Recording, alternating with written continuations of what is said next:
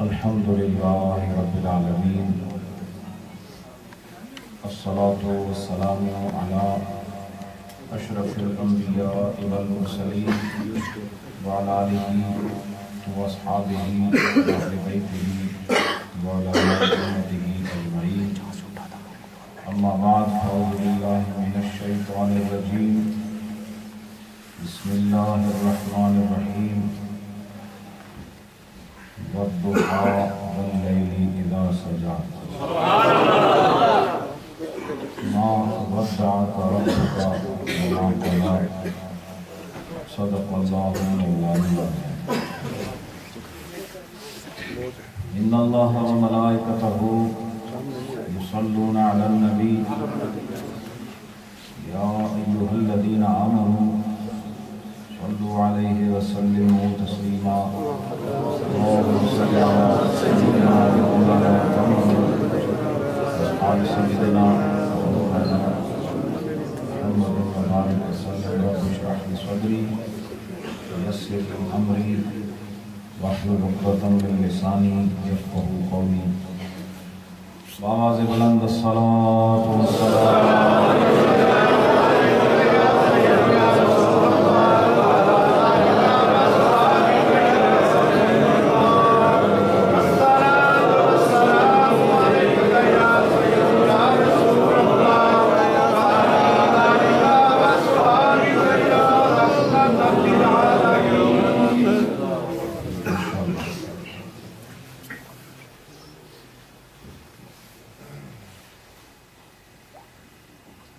لائق تکریم اور تعظیم حضرت قبلہ رفاقت شاہ صاحب اس مسجد کے امام و خطیب اور یہاں کے منتظمین، یہاں ادائیگی فرائض کے لیے آنے والے تمام احباب اہل سنت، اور آج کی اس پاکیزہ محفل میں دور اور نزدیک سے حاضری کی یہ سوغات حاصل کرنے کے لیے آنے والے تمام مہمان، آپ سب لوگ اور میں اس قدر خوش بخت ہیں کہ رب العالمین نے ہم سب کو بغیر محنت کے مومن بنایا ہے اور بغیر کسی آزمائش میں ڈالے ہمیں وہ فضا دی کہ جس میں اسلام کا نور پیدائش سے اب تک نظر آ رہا ہے۔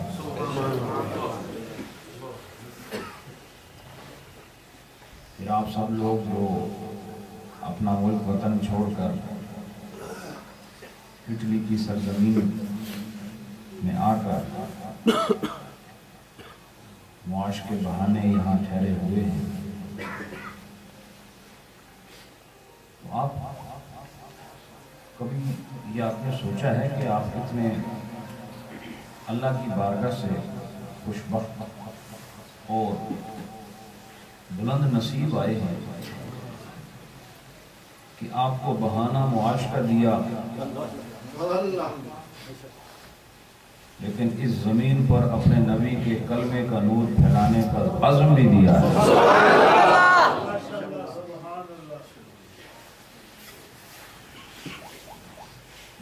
میں خوش ہوں کہ آپ اس ملک میں اس کثرت کے ساتھ، اس محبت کے ساتھ، اور جو نعت پڑھی جا رہی تھی پڑھنے والوں نے بھی روح کی محبت کا اظہار کیا، لیکن آپ نے بھی کوئی کمی نہیں چھوڑی۔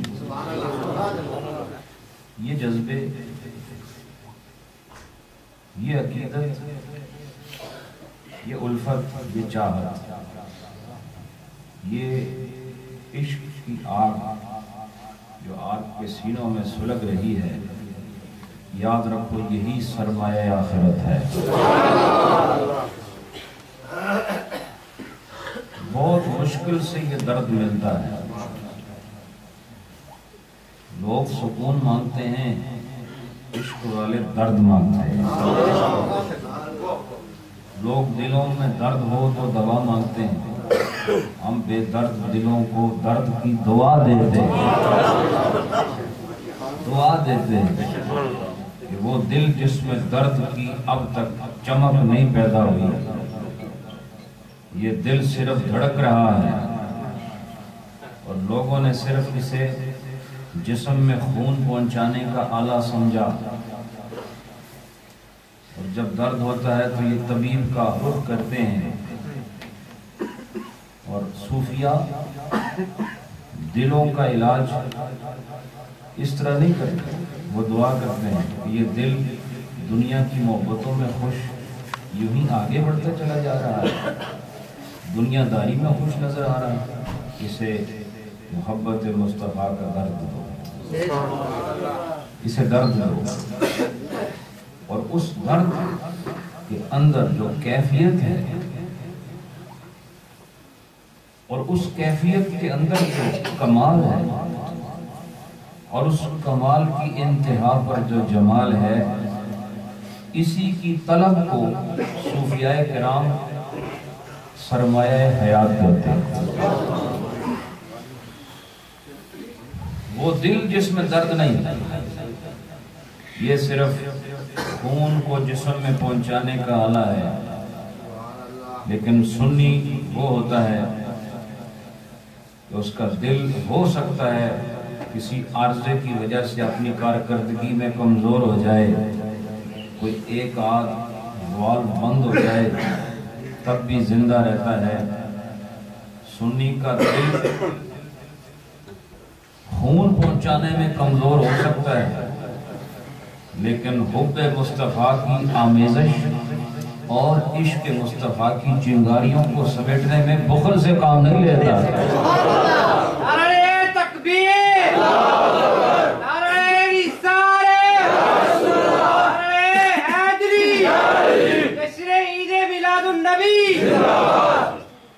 وہ آپ سب صاحبان دل ہیں، اور آپ ہی دلدار ہیں، اور آپ ہی دل والے ہیں، اس لیے کہ آپ کے دل میں اس کی محبت ہے جس کی محبت عین ایمان ہے۔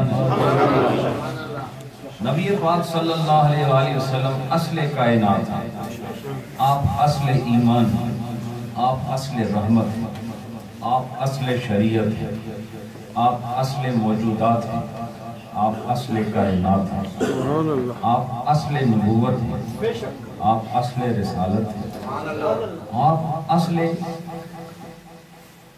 کل فطرت ہے، آپ اصل اول ہیں، آپ اصل آخر ہیں، آپ ہی ہر جگہ ہیں، آپ کی وجہ سے ہم بھی یہاں ہیں، آپ ہی کی وجہ سے جو گزر گئے وہ آئے ہیں، اور آپ کی وجہ سے وہ جو نہیں آئے ابھی آئیں گے، اور آپ ہی کی وجہ سے ہم پھر سب جمع ہو جائیں گے، اور آپ کی وجہ سے انشاءاللہ جنت میں چلے جائیں گے۔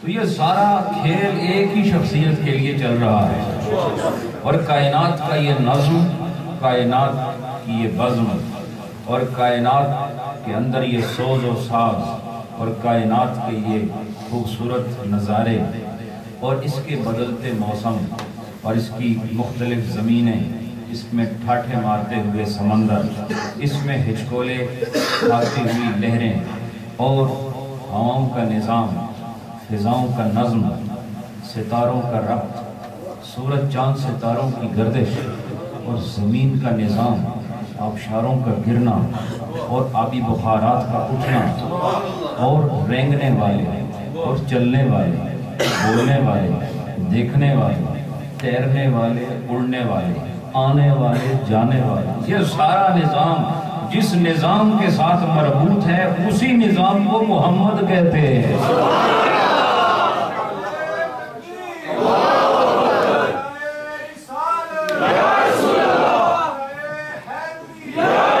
محمد مصطفیٰ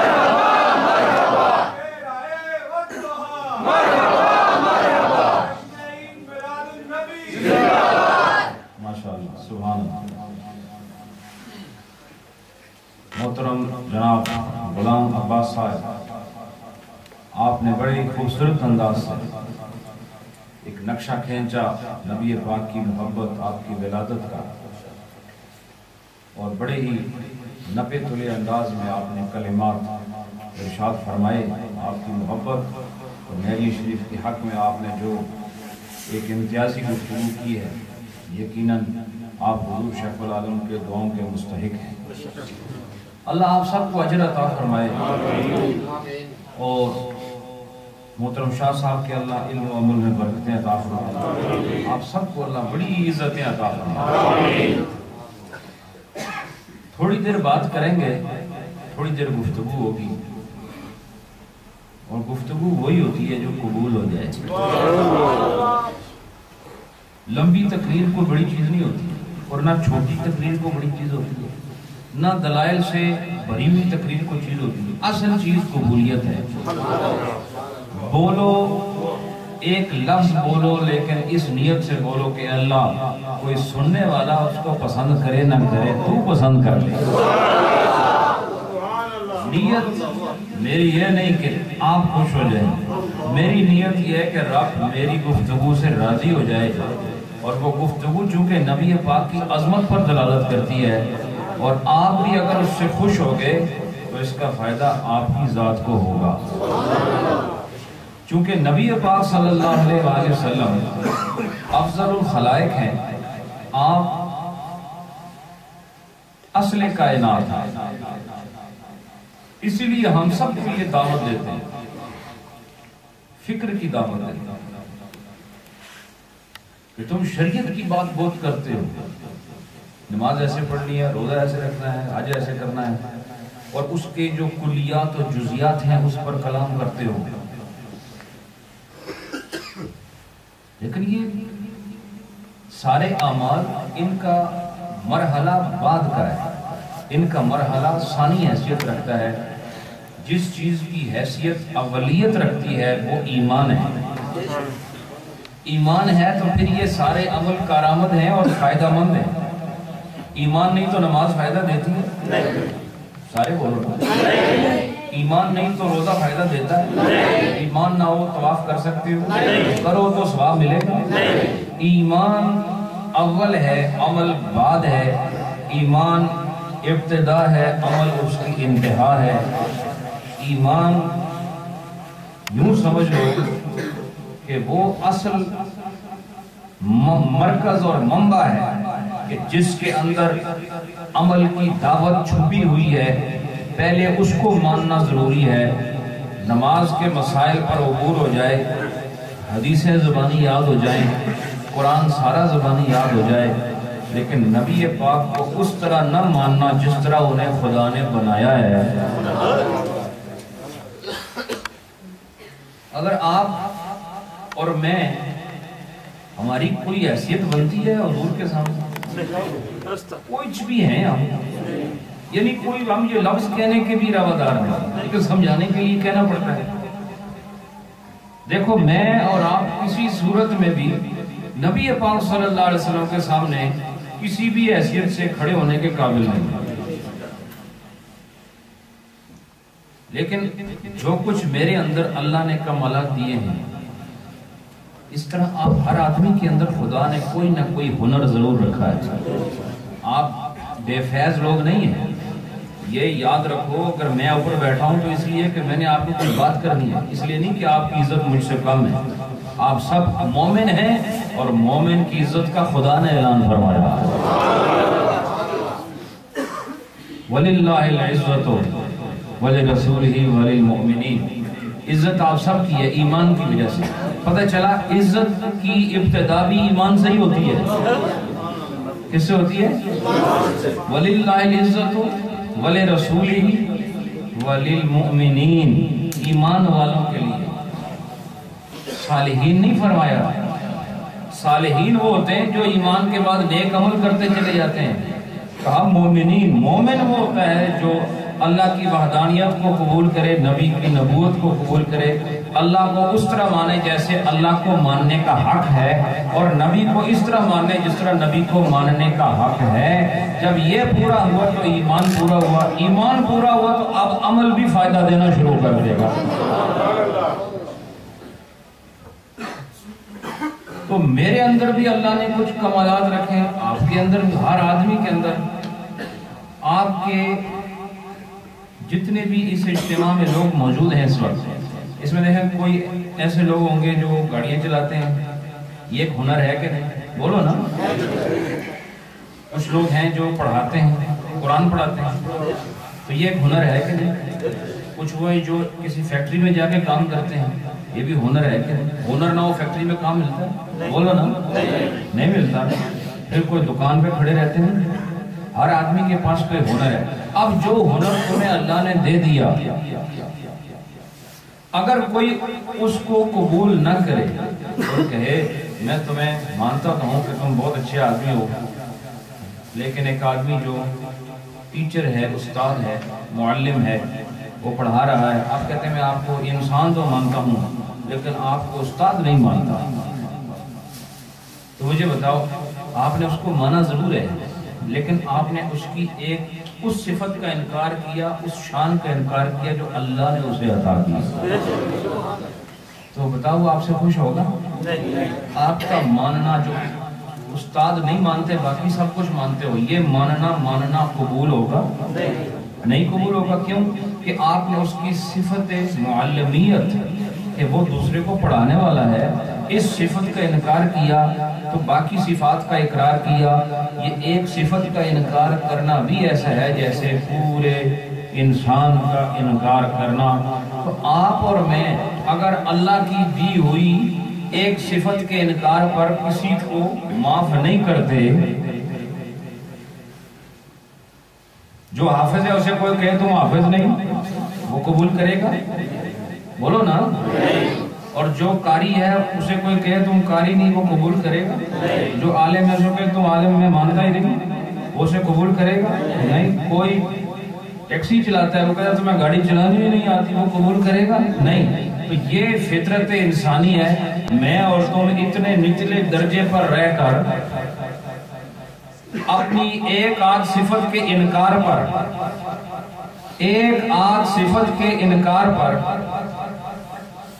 سامنے والے کو قبول نہیں کرتے، اور ہماری حیثیت کتنی ہے وہ ہمیں معلوم ہے کہ کچھ بھی نہیں۔ تو اگر میرے اور تمہارے اندر، ہمارے جان کے اندر، ہمارے فکر کے اندر، ہمارے خیال کے اندر اتنی غیرت کو رکھا گیا ہے کہ خدا کی دی ہوئی نعمت کا اگر کوئی انکار کرے تو ہم اس کا انکار کرتے ہیں، اسے اپنا یار نہیں مانتے، تو پھر ہم اتنے نچلے طبقے والوں کا یہ حال ہے، تو وہ جو بعد از خدا بزرگ تو ہی قصہ مختصر ہے، اس کا عالم کیا ہوگا؟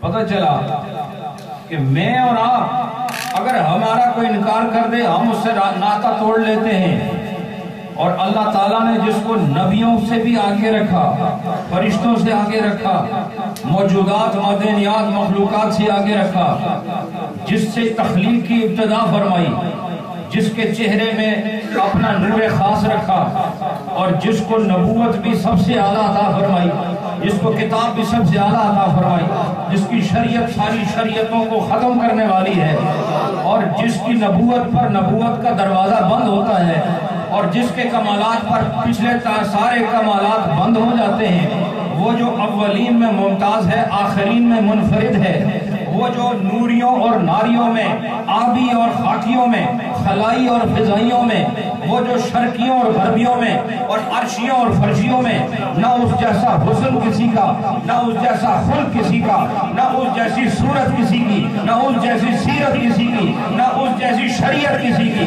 نہ اس جیسی نبوت کسی کی، نہ اس جیسی اولاد کسی کی، نہ اس جیسی ازواج کسی کی، نہ اس جیسی قوم کسی کی، نہ اس جیسی کتاب کسی کی، نہ اس جیسی امت کسی کی۔ تو پھر مجھے بتاؤ، جو کائنات میں سارے کمالات کا وارث ہے، جو خدا کی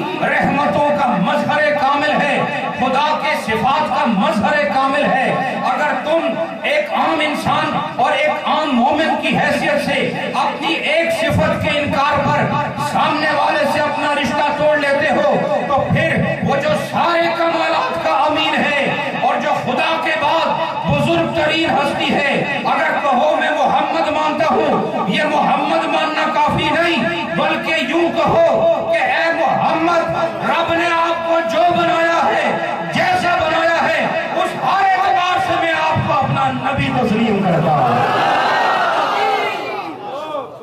پتہ چلا نبی کو ایسے نہیں ماننا کہ اس میں نقص بھی ہو، وہ نبی بھی ہو، وہ نبی بھی ہو، اس میں عیب بھی ہو، وہ نبی بھی ہو، محبوب بھی ہو، اور اسے کچھ خبر بھی نہ ہو، اس کا علم کامل نہ ہو، اس کا ادراک کامل نہ ہو، اس کی نگاہ کا فیض کامل نہ ہو، اس کا سننا محدود ہو، دیکھنا محدود ہو، بولنا محدود ہو، شریعت محدود ہو، دیوار کے پیچھے کی خبر نہ ہو، اور وہ ہو محمد۔ یہ دیکھو ذرا یہ جمع نقیضین کو کیسے سامنے کیا جا رہا ہے، کس طرح سے آگ اور پانی کو ملانے کی کوشش ہو رہی ہے۔ یاد رکھو آگ اور پانی ملتے نہیں، یاد رکھو دن اور رات ایک ہوتے نہیں، یاد رکھو ٹھنڈا اور گرم کبھی ایک ہوتے نہیں۔ اسی لیے مان لو کہ جہاں نقص ہوگا وہاں محمد نہیں ہوگا، اور جہاں محمد ہوگا وہاں نقص نہیں ہوگا۔ یہ جمع نقیضین ہے، یہ ہو نہیں سکتا۔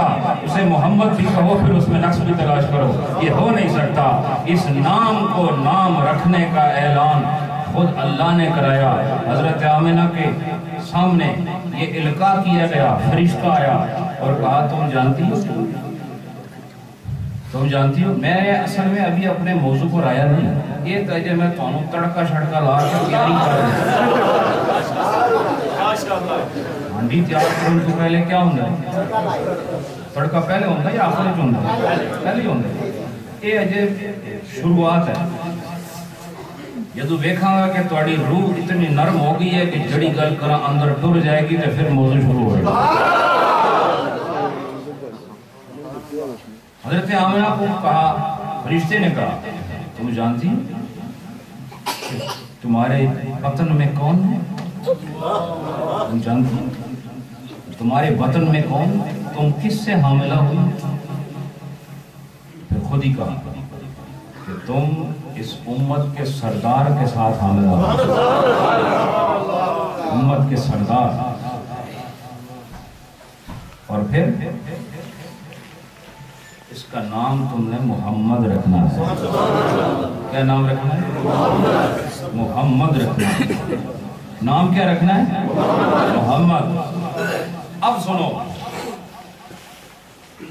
جب محمد کہہ دیا،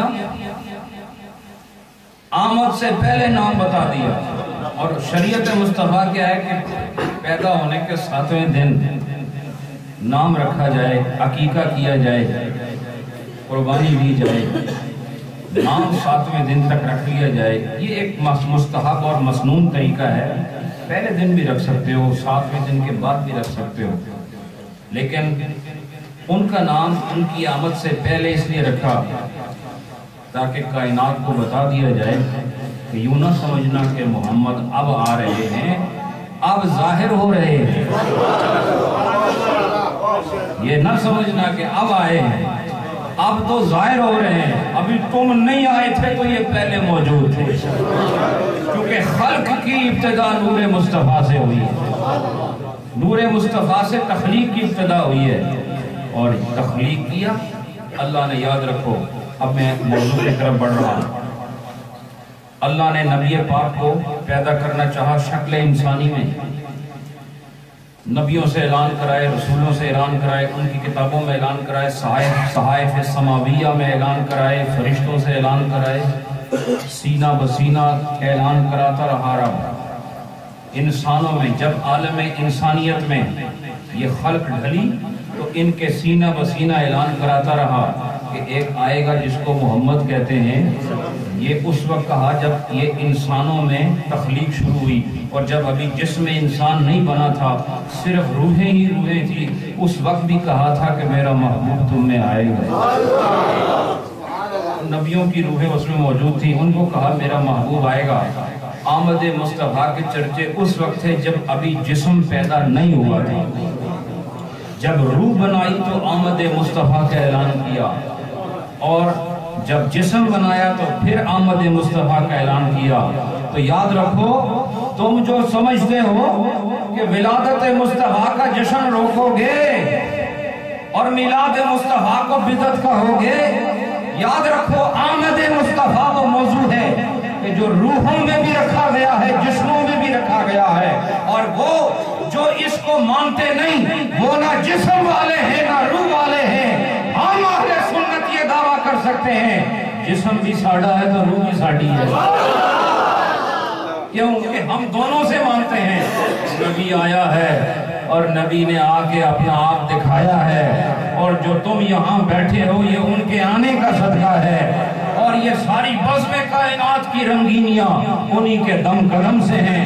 ہم آمد مصطفیٰ کو مانتے بھی ہیں، سجاتے بھی ہیں، سجواتے بھی ہیں. گھر بھی روشن ہیں، گلیاں بھی روشن ہیں، سڑکیں بھی روشن ہیں، میدان بھی روشن ہیں. گھر اور دل، دماغ، روح، فکر، خیال، کال اور حال، جسم، روح، یہ سب روشن ہیں ان لوگوں کے جو میلاد مصطفیٰ کی حقیقت کو سمجھتے ہیں. جب اللہ نے آپ کو محمد بنایا، پیدا کیا، کوئی نقص چھوڑا؟ ولادت نرالی تھی نا، بولو نا. حمل بھی نرالا، ولادت بھی نرالی، اور ولادت کا دن بھی نرالا، ولادت کا مہینہ بھی نرالا. ہر چیز منفرد ممتاز ہے. اب جو دنیا میں آئے اللہ نے پھر ارشاد فرمایا وَالضُّحَىٰ، کیا فرمایا؟ وَاللَّيْلِ إِذَا سَجَىٰ. بڑی معروف آیات اہل علم سے آپ نے سنا ہوگا. وَالضُّحَىٰ، اب میں آپ کو ان آیات سے وہ چند نتائج نکال کے دوں گا، آپ غور سے بات سننا. دروشی پڑھ لو.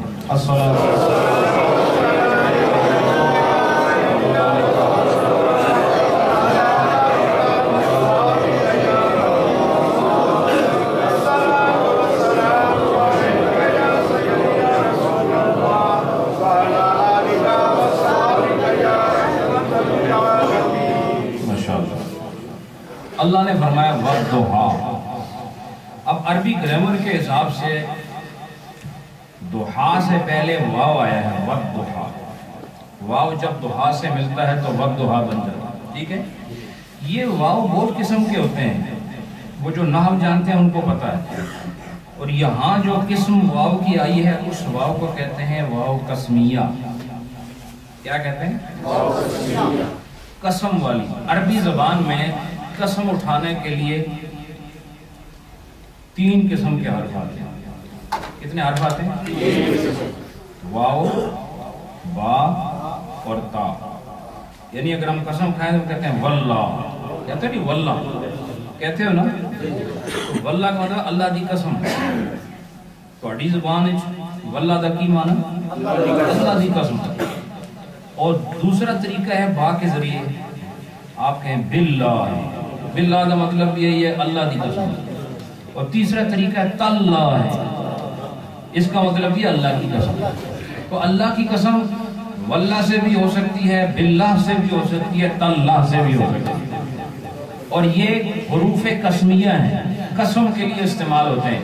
جب قسم اٹھائی جاتی ہے تو عربوں کا طریقہ یہی ہے کہ وہ جس چیز کی قسم اٹھاتے ہیں اس سے پہلے واو لگاتے ہیں، اور اس سے پتہ چل جاتا ہے کہ اب بولنے والا عام بات نہیں کر رہا بلکہ قسم اٹھا رہا ہے. اللہ قسم اٹھا رہا ہے. اور اللہ قسم اٹھانے والا کن الفاظ کی؟ اللہ فرماتا ہے وَالضُّحَىٰ. اور دحا کیا ہوتا ہے؟ دحا کہتے ہیں چاشت کے وقت کو. چاشت کا وقت کیا ہوتا ہے یہ میں آپ کو بتاتا ہوں. سورج جب فجر کی نماز جب آپ پڑھ لیتے ہیں اس کے بعد سورج طلوع ہوتا ہے طلوع ہونے کے بعد جب بلند ہو جاتا ہے اور مکمل ہوتا ہے اور رات کا ایک ذرہ بھی باقی نہ رہے، اس کو کہتے ہیں ضحیٰ عربی میں، اس کو کہتے ہیں وقت چاشت۔ کیا کہتے ہیں؟ وقت چاشت۔ اور ہماری فقہ کے اندر اس وقت کی ایک نماز بھی ہوتی ہے جس کو صلاۃ الضحیٰ کہتے ہیں۔ کیا کہتے ہیں؟ وہ 2 رکعت یا 4 رکعت منقول ہے، اور دیگر شوافع وغیرہ حنبلی مالکی 8 تک کے کلمات بھی روایات میں وہ بتاتے ہیں، لیکن ہمارے ہاں 2 یا 4 رکعت میں یہ چاشت بھی پڑھی جاتی ہے۔ اور یہ بھی خصوصیت ہے نبی پاک صلی اللہ علیہ وآلہ وسلم کی کہ آپ کو نماز چاشت کی خصوصیت کے ساتھ خاص کیا گیا ہے۔ یہ وقت کون سا ہے؟ یہ وقت وہ ہے جب سورج بالکل افق سے اٹھ جائے اور اتنا اٹھ جائے کہ رات کو باقی نہ رہنے دے، اس کو ضحیٰ کہتے ہیں۔ تو اللہ نے قسم کھائی اس وقت کی کہ جس میں رات باقی نہیں رہتی، سورج اتنا بلند ہو جاتا ہے کہ رات کے تمام اثرات ختم ہو جاتے ہیں، یہ وہ وقت ہے جس کو ضحیٰ کہتے ہیں۔ اللہ نے وقت چاشت کی قسم کھائی، والضحیٰ، چاشت کی قسم۔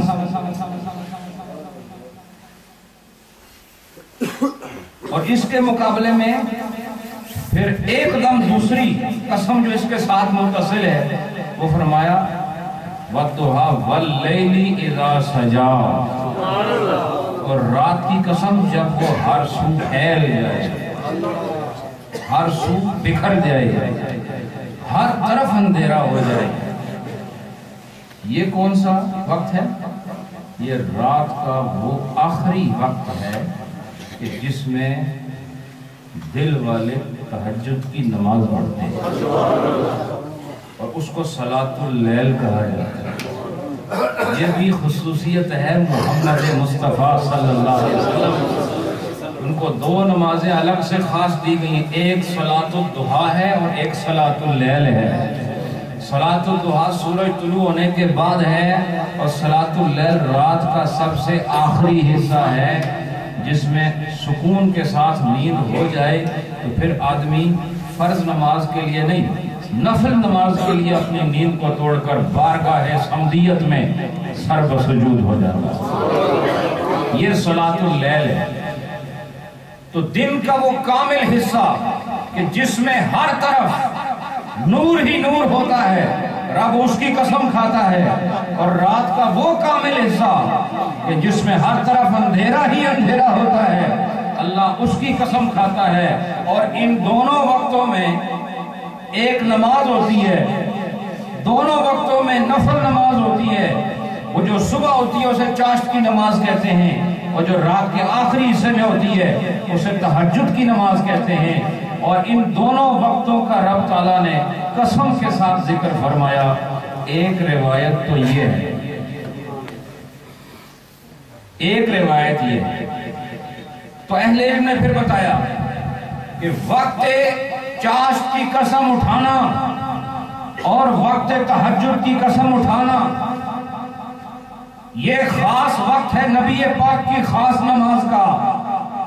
چاشت کے وقت نبی پاک نفل ادا کرتے ہیں اور تہجد کے وقت بھی نفل ادا کرتے ہیں۔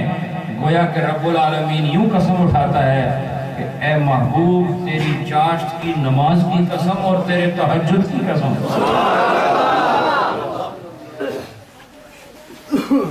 وقت کی بھی قسم ہے، نماز کی بھی قسم ہے۔ ایک قول یہ ہے، اور ایک قول اب میں آپ کو عاشقانہ پیش کرتا ہوں، ایک قول آپ کو مخلصانہ پیش کرتا ہوں۔ مخلصانہ قول کون سا ہوتا ہے؟ وہ کہ جس کے اندر تازگی اور خلوص ہوتا ہے۔ مخلص اسے کہتے ہیں جس کے اندر اخلاص ہوتا ہے، اور اخلاص وہ ہوتا ہے جس کے اندر خالص چیز کا ہونا متحقق ہو جائے۔ اسی کہتے ہیں نا خالص دودھ، کہتے ہو کہ نہیں؟ یہ خالص اصل میں عربی کا لفظ ہے، اور خالص وہ ہوتا ہے جس میں خلوص ہوتا ہے۔ خلوص وہ ہوتا ہے جس میں کسی دوسری چیز کی آمیزش نہ ہو. بات نہیں سمجھے آپ؟ خلوص کیا ہوتا ہے؟ جس میں کسی غیر کی آمیزش نہ ہو، وہ خلوص ہوتا ہے. اور خالص کو خالص جو خالص ہوتا ہے اس لیے کہتے ہیں کہ اس میں کسی اور چیز کی آمیزش نہیں ہوتی، اس لیے اس کو خالص کہتے ہیں. خلوص کی تشریح کر رہا ہوں. اور وہ کیا ہے؟ عشق والوں نے ایک ترجمہ اور کیا، کہا والضحیٰ دن ہے نا. دیکھو میں تقریر نہیں کر رہا، میں ابھی آپ کو بڑی میٹھی باتیں سنانے والا ہوں، محبت سے سننا. کہا دن کی قسم اٹھائی اس وقت کی کہ جب سورج بلند ہو جاتا ہے، تاریکی نہیں رہتی. کہا اس دن سے مراد حضور کا ظاہر ہے. کیا فرمایا؟ اس سے مراد کیا ہے؟ حضور کا ظاہر. یعنی سامنے جو کسی نے دیکھو جس طرح وہ نظر آوے وہ کا ظاہر ہوتا ہے. کہا والضحیٰ سے مراد ہے اے نبی تمہارے ظاہر کی قسم. والضحیٰ سے کیا مراد ہے؟ اے نبی تمہارے ظاہر کی قسم. اور واللیل سے نبی کے باطن کی قسم اٹھا رہا ہے. جو اندر ہوتا ہے اس کو لیل کے ساتھ مناسبت دی، اور جو ظاہر ہے اس کو ضحیٰ کے ساتھ مناسبت دی. کہا اے محبوب والضحیٰ واللیل اذا سجا، اے محبوب تیرے ظاہر کی قسم اور تیرے باطن کی قسم. قسم خدا کب اٹھاتا ہے؟ دیکھو اللہ قسم اٹھاتا ہے تاکید کے لیے، اللہ قسم اٹھاتا ہے کسی واقعے کی حقیقت کو بیان کرنے کے لیے. اور اللہ قسم اٹھائے گا تو کس طرح اٹھائے گا؟ اللہ جب بھی قسم اٹھائے گا اپنی شان کے مطابق اٹھائے گا. وہ کبھی ایسی قسم نہیں اٹھائے گا جو اس کی شان کے خلاف ہوگی. وہ اس شے کی قسم اٹھائے گا جو اس کے شان کے مطابق ہوگی. اللہ نے فرمایا محبوب تیرے ظاہر کی قسم. اور ظاہر کو مناسبت ہے سورج کے ساتھ، باطن کو مناسبت ہے رات کے ساتھ. اور چونکہ آپ دن کی نماز پڑھتے ہیں، رات کی نماز پڑھتے ہیں، اور اللہ جب آپ کے ظاہر کی قسم اٹھاتا ہے، آپ کے باطن کی قسم اٹھاتا ہے، تو یہ بات آج خود ثابت ہوتی ہے. اے محمد جب رب تمہارے ظاہر کی قسم اٹھاتا ہے اور تیرے باطن کی قسم اٹھاتا ہے تو پھر کائنات میں تیرا جیسا ظاہر کسی کا نہیں اور تیرے جیسا باطن بھی کسی کا نہیں. کیوں؟ رب اپنی شان کے مطابق قسم اٹھاتا ہے، اور رب نے آپ کے ظاہر کو بھی خود بنایا ہے، آپ کے باطن کو بھی خود بنایا ہے. کہا جیسے دن اور رات مل کر ایک یوم بناتے ہیں، ایسے ہی محمد کا ظاہر اور باطن مل کر ایک نبی کامل سامنے نظر آتا ہے. اے نبی تیرا ظاہر بھی باکمال ہے، تیرا باطن بھی باکمال ہے. ظاہر دیکھو تو اندر کا نور نظر آتا ہے، اور باطن کو دیکھو تو ظاہر کا نور نظر آتا ہے. رب نے آپ کے ظاہر کی قسم کھائی، آپ کے باطن کی قسم کھائی. پتہ چلا اے نبی تیرا ظاہر بھی نور ہے، تیرا باطن بھی نور ہے. تیرے ظاہر میں نبوت ہے، تیرے باطن میں رسالت ہے. رب رب ہو کر تیرے اندر کی قسم کھاتا ہے، تیرے باہر کی بھی قسم کھاتا ہے.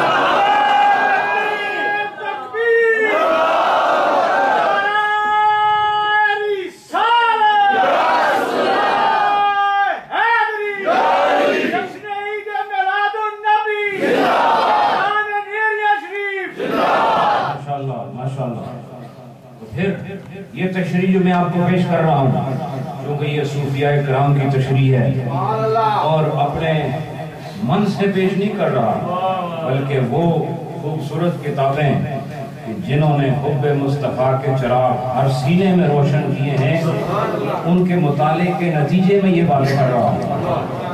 تو فرمایا والضحیٰ تیرے ظاہر کی قسم، واللیل تیرے باطن کی قسم. اب آپ کا ظاہر بھی اللہ کے ہاں معلوم ہے کہ وہ کیسا ہے، اور آپ کا باطن بھی اللہ کے ہاں معلوم ہے وہ کیسا ہے، اور اللہ اپنی شان کے مطابق قسم کھا رہا ہے. پتہ چلا کائنات میں نہ ایسا ظاہر کسی کا ہے نہ ایسا باطن کسی کا ہے. اب دیکھو جب سورج نکلتا ہے رات باقی رہتی ہے؟ جب سورج نکل آتا ہے ستارے باقی رہتے ہیں؟ جب سورج نکل آتا ہے چاند باقی رہتا ہے؟ بولتے نہیں آپ؟ ہو سکتا ہے اٹلی میں پھر بھی باقی رہتے ہیں، بولتے تو نہیں آپ؟ یہ بتاؤ مجھے، جب سورج وقت چاشت میں بلند ہوتا ہے تو پھر آپ کو چاند نظر آتا ہے، پھر آپ کو ستارے نظر آتے ہیں، لیکن جب تک سورج نہیں ہوتا ستارے چمکتے نظر آتے ہیں، چاند چمکتا نظر آتا ہے، 7 ستاروں کا جھرمٹ بھی بڑا صاف نظر آتا ہے، اور وہ خاص ستارے جن کی مدد سے پرانے دور میں سمندری اور زمینی سفر ہوتے تھے وہ بھی آپ کو نظر آتے ہیں۔ لیکن جیسے ہی سورج بلند ہوتا ہے اور چاشت کے وقت میں داخل ہو جاتا ہے، پھر نہ ستارہ نظر آتا ہے، پھر نہ چاند نظر آتا ہے۔ کیا اس میں یہ خبر نہیں کہ اس سے پہلے جو آتے رہے وہ چاند ستارے تھے؟ اس سے پہلے آدم سے لے کے عیسیٰ تک جو آتے رہے وہ چاند ستارے تھے، اور چاند ستارے اس وقت تک ہوتے ہیں جب تک سورج نہیں آتا۔ جب سورج آ جاتا ہے پھر ان کی ضرورت باقی نہیں رہتی کس اعتبار سے؟ راستہ تلاش کرنے کے لیے۔ اور ہم بھی نبی پاک نے ہمیں راستہ دیا شریعت آخر، اس کے بعد کوئی شریعت نہیں۔ آپ پچھلی شریعت کی طرف رجوع نہیں کر سکتے، کیوں کہ پہلے ستاروں کا دور تھا، پہلے چاند کا دور تھا، اب سورج کا دور ہے، محمد کا دور ہے۔ اب پچھلی شریعت نہیں آئے گی، اب نئی بات ہوگی، اور وہ نئی آخر بات ہوگی۔ فرمایا جو پیچھے گزر گئے نبی ان پر خاتم بن کر آئے ہیں، لہذا پتہ چلا کہ وہ سارے انوار جو پچھلے ستاروں میں تھے اور جو چاند کے اندر نظر آتا تھا اب اس کی ضرورت کیوں نہیں ہے؟ اس لیے کہ آپ محمد مجسم سورج بن کر آئے ہیں۔ اب ضرورت نہیں۔ ضرورت کا مطلب یہ نہیں، ایمان لانا تو ضروری ہے نا۔ ضرورت کا معنی یہ کہ آج کوئی موسیٰ علیہ السلام کی شریعت پہ عمل کر سکتا؟ بولتے نہیں آپ۔ حضرت عیسیٰ کی شریعت پہ عمل کر سکتا؟ نہیں، کیوں؟ اب سورج کا دور ہے، اب سورج طلوع ہو چکا ہے، اور وہ پھر وجہ کیا ہے؟ کیا وجہ ہے؟ وہ بھی تو ہدایت کا سامان تھا نا۔ جنہوں نے حضرت موسیٰ کی شریعت پر عمل کیا ان پر ایمان لایا جیسے ایمان لانا چاہیے تھا، وہ جنتی ہیں کہ نہیں؟ سارے بولو ذرا، وہ جنتی ہیں کہ نہیں؟ یہ سارے جنتی ہیں جنہوں نے حضرت عیسیٰ علیہ السلام کی شریعت پر عمل کیا، ایمان قبول کیا، یہ جنتی ہیں کہ نہیں؟ تو کیا وجہ ہے؟ اگر اس پر آج عمل کرو تو دوزخی بن جاتے ہو، آج شریعت موسوی پر عمل کرو دوزخ میں جاؤ گے، آج شریعت عیسوی پر عمل کرو دوزخ میں جاؤ گے۔ کیا وجہ ہے؟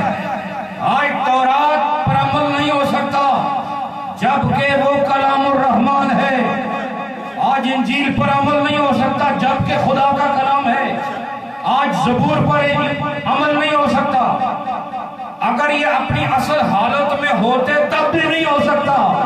کیوں؟ وجہ کیا ہے؟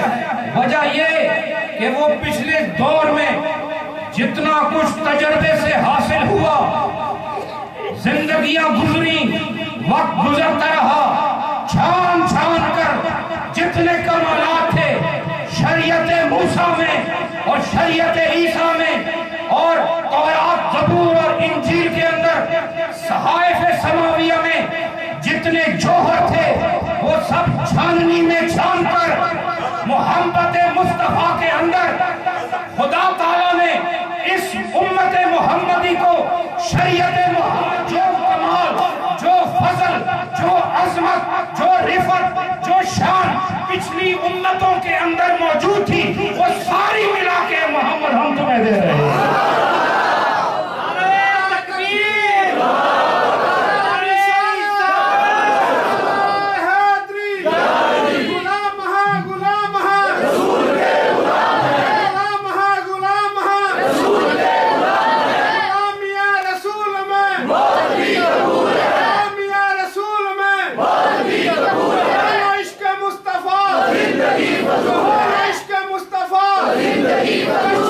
میلاد النبی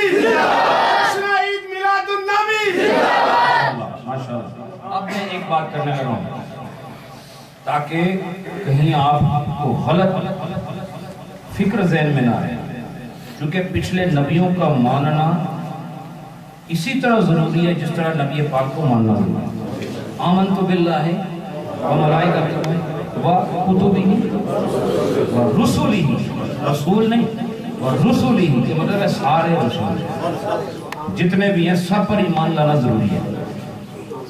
تو جب سورج آتا ہے تو ایسا نہیں ہوتا کہ ستارے ختم ہو جاتے ہیں، جب سورج آتا ہے چاند ختم نہیں ہوتا، وہ چھپ جاتے ہیں، اس کے نور میں اتنی طاقت ہوتی ہے کہ وہ نظر نہیں آتے، ہوتے ضرور ہیں۔ ایسے ہی اس وقت اگر مانی جائے گی تو شریعت مصطفیٰ مانی جائے گی، اور ایسا نہیں ہے کہ باقی نبیوں کا مقام ختم ہو گیا، لیکن جب نبی پاک صلی اللہ علیہ وسلم آئیں تو ہمارے ذہن میں یہ بات پہلے سے موجود ہوتی ہے کہ باقی نبی بھی خدا کے رسول اور پیغمبر اور نبی ہیں، لیکن اب جو آیا ہے یہ نبیوں کا بھی نبی ہے، یہ فرق ہے۔ تو ساری پچھلی امتوں کا فیض آپ کو اسی امت میں نظر آئے گا۔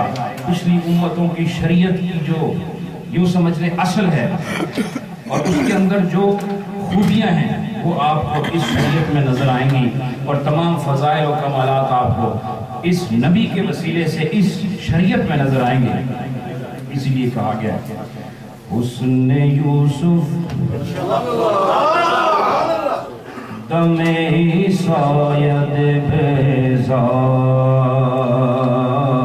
داری،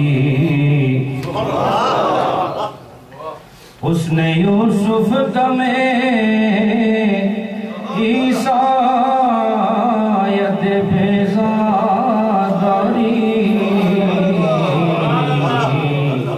آنچ خوبا ہما دارند تو تنہا داری۔ جو کچھ پیچھے گزرا ہے نا، جتنے بھی جلوے پیچھے تقسیم ہوئے ہیں، اور جتنی بھی نورانیت پہلے گزری ہے، اور جتنے بھی معجزے پہلے گزرے ہیں، اور جتنے بھی نبی پہلے گزرے ہیں، اگر تمہیں آدم علیہ السلام سے لے کر جناب عیسیٰ تک کے ہر نبی کے کمال کو ایک وجود میں دیکھنا ہے تو وہ آمنہ کے لال کا وجود ہے، کہ سارے کمالات ایک وجود میں نظر آئیں۔ اس لیے فرمایا حسن یوسف دمے، حسن یوسف، چونکہ اس دور میں حسن یوسف سے متاثر سب ہوئے تھے، کیا مرد کیا عورتیں، کیا جوان کیا بزرگ، کیا مرد کیا عورت، کیا دور کیا قریب، جنہوں نے دیکھا نہیں وہ سن کے متاثر۔ دیکھو تم نے سنا ہے، نہ دیکھا تو نہیں، لیکن متاثر ہو کے نہیں بولتے نہیں آپ اس کی دوسرے طریقے نال متاثر ہو، جڑے متاثرین ہوندے مثلا سیراب والے متاثر ہو گے نہیں بھائی۔ جب حضرت یوسف کے حسن کی بات آتی ہے ذہن میں ایک خوبصورتی کا خاکہ پیدا نہیں ہوتا، کوئی حسن تو تھا لیکن کہنے والے ہیں خوبصورت حسن یوسف دمے عیسائیت بیزاداری، آنچ خوبا ہما دارند تو تنہا داری۔ سارے نبیوں کے پاس جو کچھ تھا وہ کلا ایک ذات دے اندر، اللہ نے ایک ذات دے اندر سارے کمالات سما کے فرمایا اے محمد تم جیسا کوئی نہیں ہے، جتنے آئے ہیں وہ آئے ضرور ہیں، وہ تیری خبر دینے آئے ہیں، اور جتنے آئے ہیں ان میں جو کمالات تھے وہ آدم سے لے کے عیسیٰ تک وہ سارے کے سارے تیرے ایک وجود میں رکھ دیے۔ یہ ہو گئی دوسری تشریح۔ اب ہے والضحیٰ کی تیسری تشریح۔ فرمایا والضحیٰ، کیا فرمایا؟ والضحیٰ، چاشت کی قسم، اے محبوب تیرے ظاہر کی قسم، اور ایک تشریح ہے محبوب تیرے چہرے کی قسم، جو بڑی معروف تشریح ہے، اور اس کو کوئی عام مفسرین نہیں بلکہ امام راضی جیسے تفسیر کبیر والے وہ بھی جب والضحیٰ کی تشریح کرتے ہیں تو کہتے ہیں یہاں والضحیٰ سے مراد چہرہ مصطفیٰ. والضحیٰ سے کیا مراد ہے؟ چہرہ مصطفیٰ. اور واللیل سے مراد زلف مصطفیٰ. والضحیٰ سے مراد چونکہ ضحیٰ کے اندر سورج کی روشنی ہے نا اور لیل کے اندر رات کی سیاہی ہے. فرمایا سورج کی روشنی میں وہ روشنی نہیں جو چہرہ مصطفیٰ میں ہے, رات کی سیاہی میں وہ سیاہی نہیں جو زلف مصطفیٰ میں. اس نے فرمایا والضحیٰ واللیل, آپ کے چہرے کی قسم اور آپ کی زلفوں کی قسم. اور چہرہ اگر یہ تشریح اور یہ تفسیر آپ کے ذہن میں قائم رہے تو مجھے کہہ لینے دو پھر وہی بات, حسن یوسف حسن یوسف دم عیسائیت بیزاداری آنچ خوباں ہمادارم تو تنہا داری. اگر حسن یوسف کے کمال کو آج تک دنیا یاد رکھتی ہے تو ہمارا ایمان ہے کہ آپ واقعی حسین ترین انسان تھے. اگر ہم نہ مانیں تو دائرہ اسلام سے خارج ہو جاتے ہیں. لیکن اس حسن کے باوجود بھی آپ کے چہرے کی قسم خدا نے نہیں اٹھائی. اس حسن کے ہوتے ہوئے آپ کے چہرے کی قسم نہیں اٹھائی گئی. اور اللہ نے اگر کسی چہرے کی قسم اٹھائی تو وہ چہرہ صرف محمد مصطفیٰ کا چہرہ ہے اور وہ صرف آپ کا چہرہ ہے. پتہ چلا حسن میں جاذبیت ضرور تھی, حسن یوسف میں کمالات ضرور تھے, لیکن رب کی نظر میں جو حسن اصلی ہے, رب کی نظر میں جو حسن کامل ہے, رب کے سامنے جو حسن تمام ہے وہ رخ والضحیٰ کا حسن ہے. اس لیے اللہ تعالیٰ نے آپ کے چہرے کی قسم اٹھائی. اور یہ چہرہ دیکھو, اب وہ لوگ جو کہتے ہیں نبی ہماری طرح ہیں,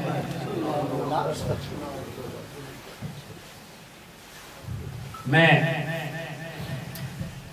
وہ روایت آپ نے سنی, حضرت عائشہ صدیقہ رضی اللہ تعالیٰ عنہ آپ فرماتی ہیں کہ میں حضور کا ہی لباس سی رہی تھی اور میرے ہاتھ سے سوئی گر گئی. یہ عام روایت ہے, اجلہ مفسرین نے اس کو ذکر کیا ہے. مجھ سے سوئی گم ہو گئی اور میں اس کو تلاش کرتی رہی کیونکہ اندھیرا تھا اور وہ مل نہیں رہی تھی. اتنے میں سرکار مدینہ تشریف لائے, کمرے میں داخل ہوئے, آپ کے چہرے سے ایسی نور کی شعائیں نکلی کہ مجھے اپنی کھوئی ہوئی سوئی مل گئی. ان کو اپنی کھوئی ہوئی سوئی مل گئی. کہا کیا کر رہی؟ کہا سوئی تلاش کر رہی. یہ گفتگو جاری تھی اور آپ کے چہرے انور سے نکلنے والی شعاؤں سے کمرہ بکائے نور بنا اور آپ نے سوئی کو تلاش کیا. اب سمجھ آیا کہ خدا نے چہرے کی قسم کیوں کھائی. چہرے کی قسم ایسے تو نہیں کھائی جاتی, کوئی کمال تو ہوتا ہے. اور میں آپ کو اب ایک اور روایت پیش کرنے لگا جو آپ نے اس سے قبل شاید نہ سنی ہوگی. شاید کہہ رہا ہوں, یقیناً نہیں, لیکن مجھے یقین ہے کہ 90% تو مجھے بھی یقین ہے نہیں سنی ہوگی. اور روایت کیا ہے؟ حضرت حلیمہ سعدیہ مومنہ کاملہ دائی حلیمہ نبی پاک کے ساتھ رشتہ رضاعت میں منسلک ہونے والی عظیم خاتون, وہ کہتی ہیں نبی پاک صلی اللہ علیہ وسلم کو جب میں اپنے گھر میں لے کر گئی, جب آپ کو گھر میں لے کے گئی, جب سے آپ کو ہم گھر میں لے کے گئے اس دن کے بعد سے ہمیں چراغ کی ضرورت نہیں پڑی. اس کے بعد چراغ کی ضرورت پیش نہیں آئی. اور اگر ہم کوئی چیز تلاش کرتے اور ہمیں نظر نہ آتی اور وہاں اندھیرا ہوتا, ہم چراغ لے کر نہیں جاتے تھے, ہم گود میں سرکار کو وہاں لے جاتے تھے جہاں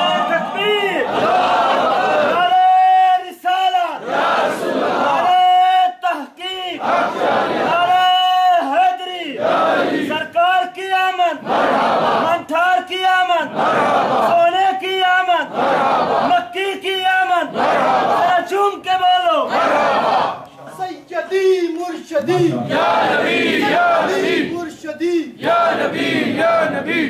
میرے دوستوں، کبھی آپ نے یہ منظر تصور تک کرو کہ یوں مجلس لگی ہو اور وہ کہیں حضرت حلیمہ کہیں سے آواز دیں کہ مجھے فلاں چیز مل نہیں یان دے رہا ہے، تو وہ کہیں جاؤ حضرت محمد مصطفیٰ کو لے آؤ، اور آپ کو وہ گھر گھر میں اور کمرے سے کمرے میں لے کے جا رہے ہیں، جدھر آپ جا رہے ہیں وہاں پر روشنی ہو رہی ہے، آپ کے چہرے سے روشنی پھیل رہی ہے.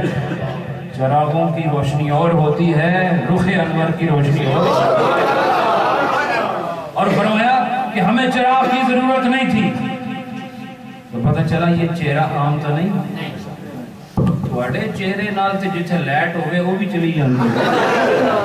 تسی کہندے نبی ساڈے ورگے، تسی جتھے جاؤ تہاڈی نوست نال وہ ٹرانسفارمر ہی سڑ جاتا ہے، پورے علاقے کی بجلی چلی جاتی ہے. اور نبی وہ ہے جہاں نور نہ ہو وہاں نور لے آتے ہیں. اور چراغ کی روشنی کیسے جلتی ہے؟ پہلے تیل ڈالو، پھر بتی اس میں لگاؤ، اس کے بعد پھر ایک اور آگ کی ضرورت ہے. اس آگ کو جلانے کے لیے کسی آگ کی ضرورت ہے. اور تم جو کہتے ہو یہ جو لائٹ جل رہی ہے اس کے لیے بھی کوئی آگ کی ضرورت ہے. یہ ایک دم نہیں جلتی، یہ کہیں پلس مائنس اکٹھے ہوتے ہیں، کوئی سپارک ہوتا ہے اور پھر یہ لائٹ جلتی رہتی ہے. چراغ کے اندر بھی یہی اصول ہے، بتی کے اندر بھی یہی اصول ہے، اور یہ برقی جو بلب ہیں ان کے اندر بھی یہی اصول ہے. یہ اس سے نور حاصل کرنا تاریکی کے اندر، اس کے لیے کسی اور نور کی ضرورت ہوتی ہے. یہ خود روشن نہیں ہوتے. اگر خود روشن ہوتے تو بلب ہاتھ میں لے کے پھرو یہ چلنے والا نہیں، چراغ ہاتھ میں لے کے پھرو یہ چلنے والا نہیں. اس کو کسی اور نور کی ضرورت ہے، اس کو کسی اور طاقت کی ضرورت ہے. وہ طاقت آئے گی تو چراغ روشن ہوگا. لیکن محمد عربی کسی روشنی کا محتاج نہیں، وہ کہیں سے نور لے کر نور دیتے نہیں. کیوں کہ اللہ نے انہیں تخلیق کائنات میں ہی نور کی صورت عطا فرمائی ہے. اس لیے آپ کسی سے نور لے کر چہرے سے نور نہیں تقسیم کرتے، بلکہ حقیقت میں آپ کا چہرہ ہی نور ہے. نعرہ تکبیر، نعرہ رسالت، نعرہ حیدری، نعرہ تحقیق، سرکار کی آمد، میٹھے کی آمد، مدنی کی آمد، مکی کی آمد، جشن عید میلاد النبی. تو معلوم ہوا کہ نبی پاک صلی اللہ علیہ وآلہ وسلم کے چہرے انور جب آپ چھوٹے تھے، گود میں تھے، اس وقت بھی رات میں دن کا سما پیدا کرتا تھا. کہ جب برسر عام اعلان نبوت فرما دیا، اس وقت بھی جب چہرہ تاریک جگہ پہ آتا تو وہ منور ہو جاتا تھا. اس چہرے کا نور، اس کو نور دینے والا کون ہے؟ اسے نور بنانے والا کون ہے؟ چہرے میں اتنا نور ہے کہ خدا نے کہا اے محبوب تیرے چہرے کی قسم، والضحیٰ تیرے چہرے کی قسم.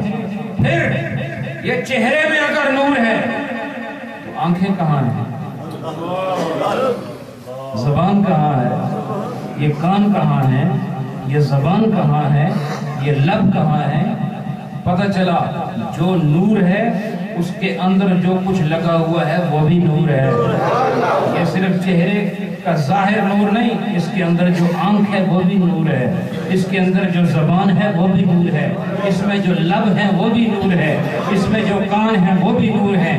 اور نوری آنکھ سے نور کا فیض نکلتا ہے، نوری زبان سے نور کا فیض نکلتا ہے، اور نوری کان میں نور کا ہی فیض ملتا ہے، اور نوری چہرے سے نور کا ہی فیض ملتا ہے. وہ نبی اندر بھی نور ہے، باہر بھی نور ہے، ظاہر بھی نور ہے، باطن بھی نور ہے، اول بھی نور ہے، آخر بھی نور ہے. اس کی شریعت بھی نور ہے، اس کا دل بھی نور ہے، اس کا چہرہ بھی نور ہے. اس نے فرمایا والضحیٰ، اے محبوب تیرے چہرے کی قسم. کیا فرمایا؟ تیرے چہرے کی قسم. اور پھر اس چہرے کی قسم اللہ نے کیوں اٹھائی؟ عبداللہ ابن سلام رضی اللہ تعالیٰ عنہ جو کہ یہودیوں کے بہت بڑے عالم تھے، بہت بڑے عالم تھے. جب ان کو کسی نے کہا آؤ ایک تمہیں نئے ایسے آدمی سے ملاتے ہیں جو دعویٰ نبوت کرتا ہے، وہ صرف دیکھنے کے لیے گئے کہ میں دیکھوں تو صحیح ہیں کون جو اتنا بڑا دعویٰ کر رہے ہیں. جب یہ گئے حضور کا چہرہ دیکھا، چہرہ دیکھ کے جب واپس آئے تو خود پکار اٹھا، خود پکار اٹھا اور کہا کہ میں نے جس شخص کا چہرہ دیکھا ہے، انہوں نے خدا کی قسم کھا، واللہ کے الفاظ ہیں حدیث میں کہ اللہ کی قسم میں نے جس کا چہرہ دیکھا ہے وہ کسی جھوٹے کا چہرہ نہیں ہوتا. اس سے پتہ چلا یہ جھوٹوں کے چہروں پر بھی لکھا ہوتا ہے کہ یہ جھوٹا ہے، اور سچوں کا چہرہ بتاتا ہے کہ یہ سچا ہے. تم ذرا اپنے چہرے آئینوں میں دیکھو تو تمہیں سچائی نظر آئے گی. کیوں؟ تمہارے ان چہروں میں مصطفیٰ کا ادب نظر آ رہا ہے. تمہاری کتابوں میں یہ ادب موجود ہے، تمہارے قلم میں یہ ادب موجود ہے، تمہاری گفتگو میں یہ ادب موجود ہے. اور پھر یاد رکھو چہرہ شناخت کا سب سے خوبصورت آلہ. آپ جب کسی کو ایک دم دیکھتے ہو کیسے پہچانتے ہو؟ انہوں آسانوں دیکھ کے پہچانتے ہو؟ سیانے دیکھ کس طرح ہو؟ جیسے وہ نظر آمدہ ہے فوراں کہتے ہیں فلاں آدمی ہے. چہرہ شناخت ہے، چہرہ پہچان ہے. اور ولی کا بھی چہرہ ہی پہچان ہے. ولی کا بولو نا، آپ کو معلوم ہے نا ولی کس چیز سے پہچانا جاتا ہے؟ چہرے سے. کہا ازارو ذکر اللہ. جب ولی کے چہرے کو دیکھو نشانی ہے، یعنی کہ اس کے کانوں کو دیکھو، اس کے ہاتھوں کو دیکھو، اس کے کپڑوں کو دیکھو، اس کے جبے کو دیکھو، اس کی دستار کو دیکھو. نہیں کہا ازارو ذکر. جب انہیں دیکھا جائے یعنی ان کے چہرے کو دیکھا جائے. یہ چہرہ کس کا ہے؟ ایک ولی کا ہے. جب ان کا چہرہ دیکھو تو خدا یاد آتا ہے. خدا کی پہچان بھی چہرے میں ہے. تو اگر ولی کو یہ مقام ملا، ولی کو یہ مقام ملا تو کس کے چہرے کا صدقہ ہے؟ یہ چہرہ جب چہرے مصطفیٰ کی سنت کے مطابق سج گیا، اور اس چہرے میں جب نور محمدی کی کرنیں آئیں، اب یہ چہرہ عام آدمی کا چہرہ نہ رہا، اس میں سنت مصطفیٰ کا نور آیا. اور ہوا کیا؟ اس کو دیکھو تو خدا یاد آیا. اگر نبی کے صدقے ولی کا یہ عالم ہے تو خود نبی کے چہرے کا عالم کیا ہے؟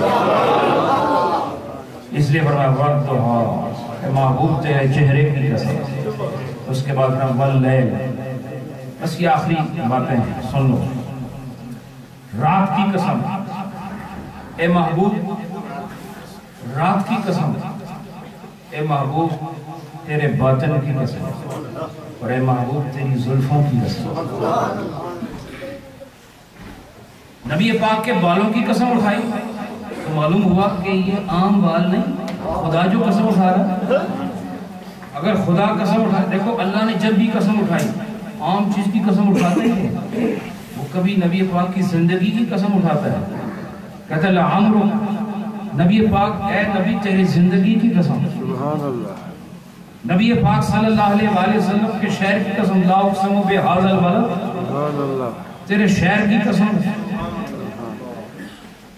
اللہ تعالیٰ جب بھی قسم اٹھاتا ہے آپ کے زمانے کی قسم والعصر، تو جس چیز کی قسم خدا اٹھاتا ہے یاد رکھو اللہ قسم اٹھانے سے پہلے یہ بات جانتا ہے کہ وہ رب العالمین ہے اور احکم الحاکمین ہے اور حکمتوں کا منبع ہے.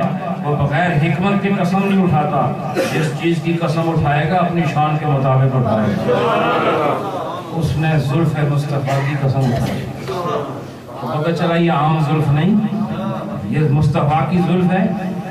میں آپ کو ایک دو باتیں پیش کرتا ہوں زلف مصطفیٰ کے حوالے سے جو آپ کو بڑے بڑے سیرت نگار امام قسطلانی جیسے، امام اسحاق جیسے اور بے شمار احادیث مسلم شریف، بخاری شریف، ان میں جو نبی پاک کے بالوں کا ذکر آیا ہے، اگر ذکر آیا ہے تو معلوم ہوا کہ یہ قابل ذکر بال ہے، قابل ذکر بال ہے. اور کیا فرمایا؟ کہ نبی پاک صلی اللہ علیہ وآلہ وسلم کا آپ نے ایک دفعہ یہ جو بال کاٹنے والا نہیں حجام اس کو بلایا، وہ آیا تو وہ بال کاٹنے لگا. جب وہ آپ کے بال کاٹنے لگا تو صحابہ کرام اس طرح حلقہ باندھ کے آپ کے گرد بیٹھے. ذرا یہ منظر ذہن میں ذرا اس کی تصویر بناؤ. حضور درمیان میں بیٹھے اور وہ بال کاٹنے والا آیا، بال کاٹنے لگا. تمام صحابہ کرام وہاں موجود تھے، وہ حلقہ بنا کر حضور کے ارد گرد بیٹھ گئے اور ارد گرد بیٹھ کر اپنے ہاتھ ایسے یوں حضور کے بالوں کے گرد اپنے ہاتھ یوں پھیلا دیے. اور ہوتا کیا کہ جیسے ہی وہ کینچی چلاتا جو بال آتا زمین پر نہیں گرنے دیتے، ہاتھوں پہ لے لیتے. ایک بال بھی زمین پر گرنے کو وہ اپنا نقصان سمجھتے تھے اور ہاتھ کشکول بنا کر مصطفیٰ کریم کے گرد بیٹھ کر حلقہ باندھ کر ان کے بالوں کو اپنے ہاتھوں میں لے کر یہ ثابت کر رہے تھے اور ساری دنیا کو بتا رہے تھے جس طرح مصطفیٰ بے مثال ہے اس کی زلف بھی بے مثال اور اس کے ہر بال کے اندر ایک ایسا معجزہ اور ایسی کرامت ہے جو محبت والے ہی دیکھا کرتے ہیں. اور پھر اگر اس میں کوئی کمال نہ ہوتا تو یاد کرو وہ وقت کہ جب حضرت ام سلمہ ام المومنین حضرت ام سلمہ رضی اللہ تعالی عنہا آپ کے پاس نبی پاک کا ایک بال تھا اور آپ نے باقاعدہ ایک چاندی کا ایک کیس رکھا ہوا تھا جس میں آپ وہ بال رکھتی تھی. اور جب کسی کو تکلیف ہوتی تو لوگ ایسا پیالہ بھر کے لاتے پانی کا. یہ نبی پاک کے پردے کی باتیں بتا رہا ہوں. جب نبی پاک صلی اللہ علیہ وآلہ وسلم پردہ فرما کے ظاہری تو حضرت ام سلمہ کے گھر میں رش لگا رہتا. جس کو کوئی پیٹ میں درد ہوتا، کوئی بخار ہوتا، کوئی تکلیف ہوتی، وہ بھر کے پانی کا پیالہ لاتے یا لاتا اور ان کی بارگاہ میں پیش کرتے. وہ کیا کرتی تھی، حضور کا وہ بال نکالتے، اس کے اندر ایسے تھوڑا سا ہلا کے اس کو واپس دے دیتا اور جا کے جیسے مریض لبوں سے لگاتا، یہ پانی حلق سے اترتا، مرض آگے دفع ہو جاتا. تو کیا یہ کہنا جائز نہیں کہ زلف مصطفیٰ دافع الوبا ہے اور زلف مصطفیٰ دافع الامراض ہے؟ ایک بال کا یہ کمال ہے، ایک بال کا. اور پھر وہ وقت بھی یاد کرو جب نبی پاک نے حج فرمایا اور قربانی کے بعد آپ حلق کرانے لگے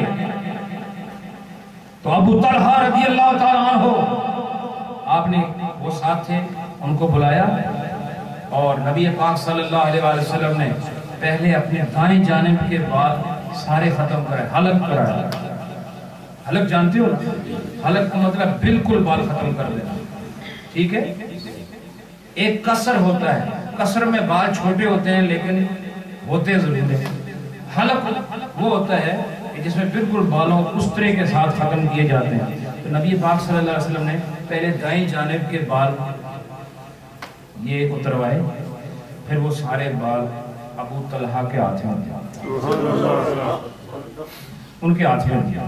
پھر بائیں جانب کے بال اتروائے، وہ سارے بال بھی ابو طلحہ کو دیے اور حکم فرمایا کہ یہ بال ان تمام صحابیوں میں تقسیم کرو. حکم فرمایا یہ سارے بال ان میں تقسیم کرو. مجھے بتاؤ نبی پاک صلی اللہ علیہ وآلہ وسلم نے اپنے اس عمل سے یہ ثابت کیا کہ نہیں کہ میرے بالوں میں کوئی وجہ تو ہے اور چاہتا ہوں کہ ان سب میں تقسیم ہو جائے. موقع حج کا تھا، حاجی زیادہ تھے اور بال بھی زیادہ تھے، کہا سب کے اندر تقسیم کرو. وہ کیا منظر ہوگا کہ حج کے اختتام پر قربانی کے بعد جب حلق کا مرحلہ آیا وہ کیسا نور تقسیم ہو رہا تھا. وہ کیا عالم ہوگا ابو طلحہ کا کہ ان کے ہاتھ میں بال ہوں گے اور وہ ایک ایک دے رہے ہوں گے، صحابہ دے رہے ہوں گے. وہ لطف کیا ہوگا، وہ کیف کیا ہوگا، وہ منظر کیا ہوگا. نبی بھی دیکھ رہے ہیں، صحابی بھی دیکھ رہے ہیں، فرشتے بھی دیکھ رہے ہیں، رب العالمین بھی دیکھ رہا ہے. اور وہ بال کثرت کے ساتھ الحمدللہ آج جو منہ مبارک مصطفیٰ صلی اللہ علیہ وسلم اب آپ کو عجیب عجیب وطنوں میں نظر آتے ہیں، ایسے ایسے ملکوں میں کہ آپ سوچ بھی نہیں سکتے. میں سمجھتا ہوں یہ وہی فیضان ہے. उस वक्त से लेके आज तक चला आ रहा है। तो वो लोग जो इस चीज को मानते नहीं, मैं कहता हूँ इन हदीसों को क्या करो, इन हदीसों को हदीस की किताब से निकाल सकते, इन रिवायात को क्या आप किताबों से निकाल सकते? नहीं निकाल सकते तो फिर अमल क्यों नहीं करते? हम यही समझते हैं कि अगर अल्लाह ताला ने आपको बनाया है तो आपको सर से लेके पांव तक कामिल बनाया, खूबसूरत बनाया, और आपके सर से लेके कदम तक पूरा वजूद खुदा के फैज का सरचश्मा है। और कदम तक ये तो वो हैं, सर के बाल वो हैं जो आपके साथ जुड़े हुए हैं, दाढ़ी के बाल वो हैं जो आपके साथ जुड़े हुए हैं। वो चीज जो जुड़ी नहीं रहती, सिर्फ थोड़ी देर के लिए आपके साथ जुड़ जाती है, फिर अलग हो जाती है। आपका लिबास, आपके नालैन, आपकी चादर, आपका इमामा, आपका बिस्तर, और वो मट्टी जहाँ इस वक्त मेरे नबी का वजूद रखा हुआ है। क्या अहले इल्म ने हमें ये बताया नहीं कि वो अर्श से अफजल है, वो लोह कलम से अफजल है, वो कुर्सी से अफजल है, वो आसमानों से अफजल है, वो जन्नत से अफजल है। क्यों? उस मट्टी के अंदर ये कमाल, मट्टी के अंदर ये कमाल का, मट्टी में ये कमाल नहीं, ये जिसमें मुस्तफा में कमाल है। जहां ये आ जाए उस जगह को नहीं देखा जाता, निस्बत रसूली को देखा जाता है। अगर नबी का जिस्म जमीन पर रखा हुआ है, वो जमीन जमीन नहीं, वो जन्नत के बागों में से एक बाग बन जाती है। इसलिए फरमाया वद्दुहा, तेरे चेहरे की कसम, वल्लैल, तेरी जुल्फों की कसम। और ये कसम खाई क्यों? ये बात करके खत्म करता हूँ। कसम क्यों खाई? इसलिए कि 2-3 दिन के लिए वही नहीं आई। क्या हुआ? वही 2-3 दिन के लिए नहीं आई। तो जो मुखालिफ थे ना, खास तौर अबू लहब की बीवी और दीगर जो लोग थे, इनको मौका मिल गया। इन्होंने कहा रब ने इन्हों छड़ दिता, इन्हें को खफा हो गया, इहदे नाल कोई ताल्लुक नहीं रहा। तो ये बात जब आपको कोई मुखालिफ सुनाए तो दिल पे असर करती है कि नहीं? दिल पर एक ज़र्ब लगती है कि नहीं? रूह के अंदर एक शिकस्तगी आती है कि नहीं? तकलीफ होती है कि नहीं? इस तकलीफ को खुदा ने दूर किया और कहा वद्दुहा, ए महबूब तेरे चेहरे की कसम, ए महबूब तेरी जुल्फों की कसम, मा वद्दअका रब्बुका व मा क़ला, ना तेरे रब ने तुझे छोड़ा है ना रब तुझसे नाराज हुआ। उनको नहीं कहा, काफिरों को इसलिए नहीं कहा कि उनको मुतमईन करना जरूरी नहीं था। वो उनके ताने से जो दिल पर एक असर पैदा हुआ, उसको दूर करना मकसूद था। कहा अगर यूं भी कह देता कि मैं महबूब में आपसे नाराज नहीं, ना मैंने आपको छोड़ा है, तो बात मुकम्मल थी। लेकिन खुदा ने कसम खा के कहा ना तेनू छोड़िया ते ना छोड़ने वाला, मुझे छोड़ने के लिए अपने करीब नहीं किया। ये सारी कायनात जो मेरे करीब है, ये तेरी वजह से है। तू ना होता तो कायनात ना होती, तू ना होता तो ये महफिल रंग और नूर ना होती, तू ना होता तो ये निज़ामे मखलूकात ना होता, तू ना होता तो ये निज़ामे शम्स और कमर ना होता। तेरे वजूद से ये सारा वजूद कायम है। इसलिए याद रखो ए महबूब, तेरे चेहरे की कसम, तेरी जुल्फों की कसम, तेरे रब ने तुझे छोड़ा नहीं है और ना ही तेरा रब तुझसे नाराज है। जब नाराज नहीं तो मतलब राजी है, नहीं छोड़ा तो मतलब उसके करीब है।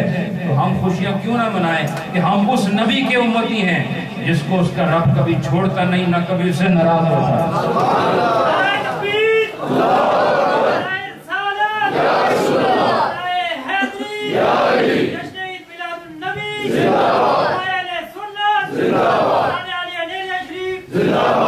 मेरे दोस्तों,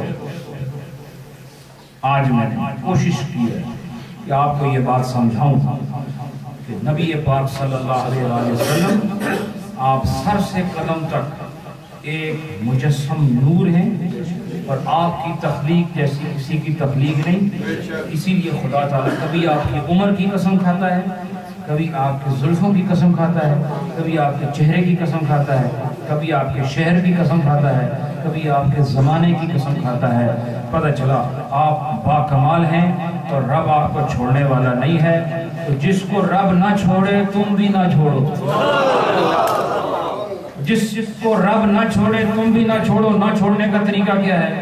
ان کے بتائے ہوئے طریقے پر چلو, سنتوں کو اپناؤ, فرائض کو اپناؤ, واجبات کو اپناؤ, اسلامی زندگی کا نور اپنی زندگی میں پیدا کرو.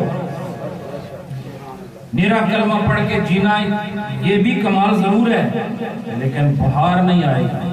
بہار کب آئے گی؟ جب کردار مصطفیٰ تیرے اندر نظر آئے گا, پھر بہار نظر آئے گا. اللہ اس بہار کو قائم رکھے. یہ جشن جو ابھی منایا ہے, اللہ اس جشن کو قائم رکھے. اہل سنت الحمدللہ جب تک ہیں یہ جشن ولادت کے سلسلے بھی جاری رہیں گے. تھوڑا سا ذکر کرنا ہے, ذکر کے بعد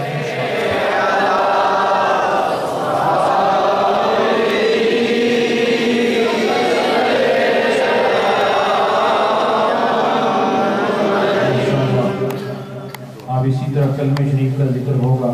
پہلے میں پڑھوں گا, بعد میں لا الہ الا اللہ, لا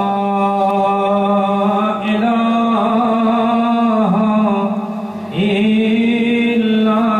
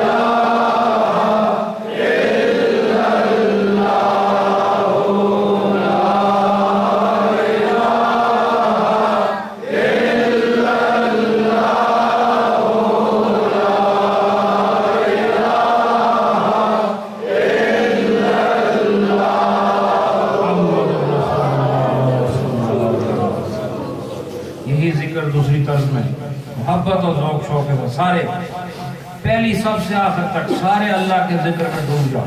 کوئی زبان خاموش نہ رہے. کوئی پتہ نہیں ہوتا کون سی گھڑی قبولیت کی گھڑی بن جائے. ہو سکتا ہے یہی قبولیت کی گھڑی بن جائے. لا الہ الا اللہ الا اللہ الا اللہ لا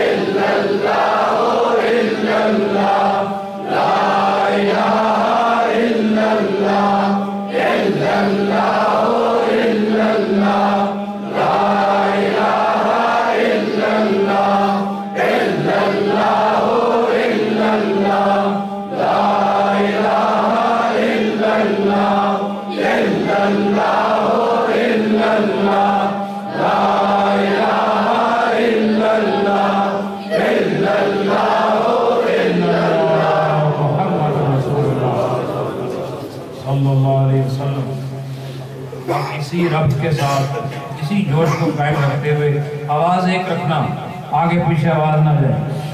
اللہ ہو اللہ ہو اللہ ہو اللہ ہو اللہ ہو اللہ ہو اللہ ہو اللہ ہو اللہ ہو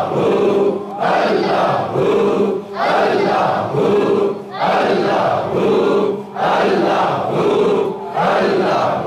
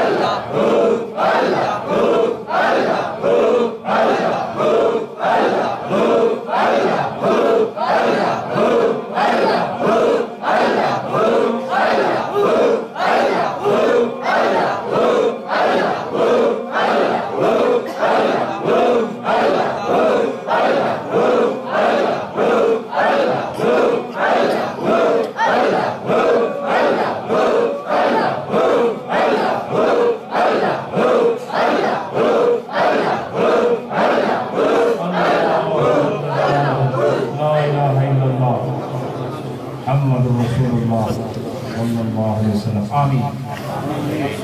الحمدللہ رب العالمین الصلاة والسلام علی محمد وعلی آلہ وصحابہ اجمعین. یا اللہ یہ تیرے ذکر کے ماحول میں جو نوری برسات ہوئی اور اس سے پہلے تیرے محبوب کی شان میں جو تیری توفیق سے تیرے بندوں کو بتایا گیا اور جو تیرے نبی کی شان میں ثنا خوانی کی گئی اور تیرا پاک قرآن پڑھا گیا، یہ جو لوگ جمع ہوئے اور اپنے گناہوں کے باوجود، اپنی خستہ حالی کے باوجود، بدحالی کے باوجود تیرے گھر میں تیرے محبوب اور تیری یاد کو سجانے کے لیے آنے والے، یہ ساری وہ خوبصورت نبی، وہ خوبصورت نبی جس کے حسن کے جمال کا ایک مظہر یہ ساری کائنات کے جلوے ہیں. اے رب کائنات اس محبت کے متوالے یہاں جمع ہو کر ان کی جشن ولادت منانے والے، اے اللہ اس ساری محفل کو قبول فرما. اس میں جتنے جوان آئے ہیں، جتنے بزرگ آئے ہیں، جتنے اس میں چھوٹے آئے ہیں، بڑے آئے ہیں، رب العالمین گناہگار آئے ہیں، تابعدار آئے ہیں، رب العالمین علماء آئے ہیں، مشائخ آئے ہیں، سادات آئے ہیں، حفاظ آئے ہیں، قراء آئے ہیں، دور والے نزدیک والے، یہ سب محبت والے ہیں، تیرے نبی کی عظمتوں پر مرنے والے ہیں، ان سے محبت اور عقیدت میں یا رسول اللہ کا نعرہ بلند کرنے والے ہیں، اور تیری نعمت پر شکر کرنے کے لیے جشن ولادت منانے والے ہیں. اے اللہ اس ساری محفل کو قبول فرما، سب کی پریشانیاں دور فرما، سب کے غم دور فرما، سب کی مصیبتیں دور فرما، سب کے دل روشن فرما، سب کے سینے منور فرما، زبان سچی عطا فرما، نگاہ پاک عطا فرما، کان سچے عطا فرما، زبان صادق عطا فرما، نفس مطمئنہ عطا فرما، زبان ذاکر عطا فرما اور دل شاکر عطا فرما، اندر بھی نور پیدا فرما، باہر بھی نور پیدا فرما۔ اے اللہ مرکع شریعت و طریقت بنا دے، الہ العالمین ہمیں شریعت سے محبت عطا فرما، ہمیں طریقت کے آداب عطا فرما۔ اے اللہ سوتے وقت اپنا ذکر عطا فرما، بیداری پر اپنا ذکر عطا فرما۔ اے اللہ نماز پڑھنے کی توفیق عطا فرما، واجبات فرائض کو قبول کرنے اور اس پر عمل کرنے کی توفیق عطا فرما۔ یہ سارے جتنے آئے ہیں سب کی جائز مرادیں پوری فرما۔ اے اللہ جو کاروباری مشکلات کا شکار ہیں، اس ملک میں روزگار کی خاطر پہنچے ہیں، رب العالمین مصیبتوں کے بعد، تکلیفوں کے بعد، رکاوٹوں کے بعد اور ٹھوکریں کھاتے ہوئے یہاں تک آئے اور اب تک رزق کے دروازے ان پر بند ہیں۔ اے رزق دینے والے رزاق اور اے اپنے بندوں کے پیدا کرنے والے کریم مہربان رب، تو تمام ایسے لوگوں کے لیے رزق کے دروازے کھلا دے، اور جن کے لیے قانونی مشکلات ہیں یا رب العالمین، یا دافع البلیات و یا حل المشکلات، اے رب کائنات تو سب کے جتنے بھی پھنسے ہوئے کام ہیں، جتنے الجھے ہوئے کام ہیں، قانونی دشواریاں ہیں، بوسیلہ جشن مصطفیٰ سب کی دشواریاں دور فرما۔ اس وطن میں جو رہ رہے ہیں اپنے بچوں کے ساتھ، اپنے گھرانے اور اپنے رشتہ داروں کے ساتھ، یا اللہ ان کے گھروں میں برکتیں پیدا فرما، عظمتیں عطا فرما، ان کی اولادوں کو اسلامی ذوق اور شوق عطا فرما، اور ان کو اپنے والدین کے لیے ہمیشہ مطیع اور فرما بردار فرما۔ ہمیں اسلامی جوش عطا فرما، ہمیں مذہبی جذبہ عطا فرما، ہمیں روحانی مزاج عطا فرما، ہمیں ایمانی قوت عطا فرما، ہمیں عشق رسول عطا فرما، ہمیں عشق صحابہ عطا فرما، ہمیں اہل بیت کی غلامی عطا فرما، یا اللہ سب صالحین کی نسبت عطا فرما۔ اس مسجد کو چلانے والے، اس مسجد کا نظام سنبھالنے والے، اس کو بنانے والے، اس میں تعاون کرنے والے، یا اللہ سب کو مالا مال فرما۔ یہ جو یہاں خدمت کرتے ہیں سب کو مالا مال فرما، جو نماز پڑھنے آتے ہیں ان کو برکتیں عطا فرما، یا اللہ سب کی مشکلات آسان فرما۔ جنہوں نے شرق غرب سے رابطہ کر کے دعاؤں کے لیے کہا، یا سمیع الدعا، جشن مصطفیٰ کے صدقے تو سب کی دعائیں مقبول اور معجوب فرما۔ تو مجیب الدعوات ہے، یا اللہ سب کی دعائیں قبول فرما، سب کی پریشانیاں دور فرما۔ وہ لوگ جو مریض ہیں، جسمانی مریض، روحانی مریض، ذہنی مریض، فکری مریض، اندر سے مریض ہیں، باہر سے مریض ہیں، یا اللہ جیسے بھی مانوی مرض ہے، حقیقی مرض ہے، مجازی مرض ہے، جتنے بھی اقسام کے امراض ہیں ان سب سے ان مریضوں کو چھٹکارا عطا فرما۔ یا اللہ جن کو ڈاکٹروں نے لا علاج قرار دے دیا تو پھر بھی ان کا علاج کر سکتا ہے، کہ شفا تیرے در کی ہے۔ اے رب کائنات تو لا علاجوں کو بھی علاج عطا فرما، تمام مریضوں کو صحت عطا فرما۔ یہاں جو جوان آئے ہیں ان کی جوانیوں میں برکت پیدا فرما، جو چھوٹے بچے ہیں ان کو بڑے ہو کر دین کی خدمت کا جذبہ عطا فرما، اور جو بزرگ یہاں موجود ہیں ان کی عمر کے اندر اور برکت پیدا فرما، ملک پاکستان پر کرم نازل فرما۔ اور یا اللہ عالم اسلام کے خلاف جو ایک منصوبہ بندی کے تحت ان کو پیچھے دھکیل کر ان کی عزت اور ناموس پر حملے کیے جا رہے ہیں، رب العالمین ہمارے اندر ان کے مقابلے کی ضرورت نہیں، نہ ہمارے پاس اسباب ہیں، ہم بہت پیچھے جا چکے ہیں۔ تو غیب سے اپنی قدرت کاملہ اور حکمت بالغہ سے مسلمانوں کو پھر سے عظمت رفتہ عطا فرما، ان کو پھر سے وہی بزرگیاں عطا فرما، ان کو پھر قرآن و سنت کا نور عطا فرما۔ یا اللہ یہ جتنے آئے ہیں سب کے ایمان کی حفاظت فرما، سب کے اسلام کی حفاظت فرما، سب کے عقائد کی حفاظت فرما۔ یا اللہ مرتے وقت کلمہ نصیب فرما، قبر میں نور عطا فرما، حشر میں نبی پاک کا سایہ شفاعت ہم سب گناہگاروں کو عطا فرما، اور جنت تک نبی پاک کی رفاقت عطا فرما۔ اللہم ربنا تقبل منا انک انت السمیع العلیم وتب علینا انک انت التواب الرحیم۔ صلی اللہ تعالی علی حبیبہ محمد وعلی آلہ واصحابہ اجمعین برحمتک یا ارحم الراحمین۔ वला दालीन तो बाद जड़ी आमीन आखनी है दसो ना नहीं आस्था आखनी ठीक है आस्था आखनी ऊंची आमीन नहीं आखनी यही सुन्नत है नबी पाक सल्लल्लाहु अलैहि वसल्लम की हदीस तो साबित है और इमाम आज़म अबू हनीफा उन्होंने तरीके पर और हज़रत अब्दुल्ला इब्न मसूद रज़ी अल्लाह तआला अन्हु जिन्हां दे पाकीज़ा इरशादात के नतीजे विच हनफी मसलक मारिज़ वजूद विच आया उन्होंने दी अक्सर तालीमात के मुताबिक असीं चल रहे हैं ये तुसीं अज तो बाद नहीं पढ़ना वैसे 100 बारी लख बारी आमीन आखो लेकिन नमाज तो बाद ऊंची आखो आस्था आखो थोड़ी मर्जी लेकिन नमाज के अंदर अपने इमाम को फॉलो करो और इमाम आज़म अबू हनीफा की तकलीद करो उन्होंने दी इत्तिबा विच आमीन ऊंची आवाज़ नाल नहीं आखनी आस्था आवाज़ आखनी है माशाअल्लाह तुम्हारा एक केक देख के बड़ी तबीयत खुश हुई इतना खूबसूरत केक अखों इतना चंगा लग रहा है मुंह में माशाअल्लाह ये रंगत दस रही है जिस के दे अंदर जायका है ਇਹਦੀ रंगत दस रही है कि ਇਹਦੇ अंदर जायका इसी तरह सुन्नी का चेहरा दसदा है कि ਇਹਦੇ अंदर नूर खुशी वालों के लिए ये मकामात तो आप सब खुशबख्त हैं कि इतनी मोहब्बत नबी पाक की आमद पर ये खूबसूरत एहतमाम ये खूबसूरत इज्तिमा ये लंगर ये मोहब्बत ये अकीदत यकीनन आप कामयाब हैं हम सब कामयाब हैं मुस्तफ़ा में इकट्ठे होने वालों आपको जश्न विलादत मुस्तफ़ा मुबारक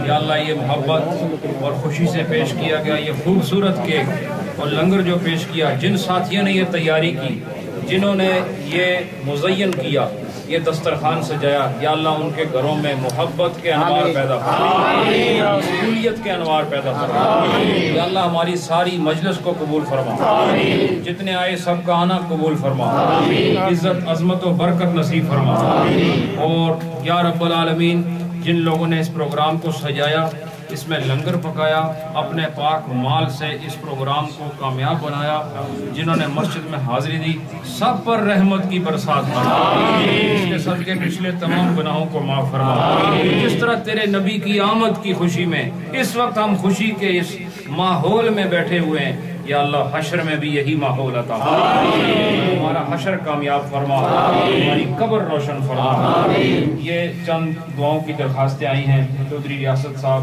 और उनकी मशीरा जो है उनके लिए दुआ की गुजारिश आई है इसी तरह रजा शाह साहब उनके कज़न आमिर अब्बास साहब उनके लिए सेहत की दुआ की अपील आई राना वाजिद साहब हैं उनके नवासे के लिए दुआ की दरख्वास्त आई है इसी तरह इफ्तिखार साहब उनके कज़न बीमार हैं दुआ की दरख्वास्त है और जो साहब का इमाम सैयद इक़्तिदार हुसैन शाह साहब उनके लिए दुआ की दरख्वास्त है मोहतरम मिर्ज़ा साहब उनके लिए दुआ ये जितने नाम लिए और तुसा तो ना नहीं देते ਤੁਹਾਡੇ वास्ते भी ये ना वाले सारे ਨੂੰ अल्लाह सेहत अता सारे दे मर्ज़ दूर फरमाए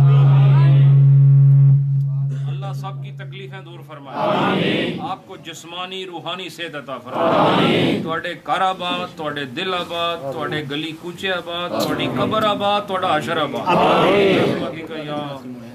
जिन्हां लोगों का केक बनाया और सजाया और इसनों इत्थे लेके आए ਤੁਹਾਡੇ ਵਾਸਤੇ ਨਬੀ ਪਾਕ ਦੀ ਖੁਸ਼ੀ ਵਾਸਤੇ ਅੱਲਾਹ ਤਾਲਾ ਉਹਨਾਂ ਨੂੰ ਬਹੁਤ ਅਜ਼ਮਤਾਂ ਅਤਾ ਫਰਮਾਏ ਬਰਕਤਾਂ ਅਤਾ ਫਰਮਾਏ ਉਹਨਾਂ ਨੇ ਕਾਰਜ ਖੁਸ਼ੀਆਂ ਦਾ ਦੌਰ ਦੌਰਾ ਆਮੀਨ ਰਹਿਮਤਿਕ ਯਾ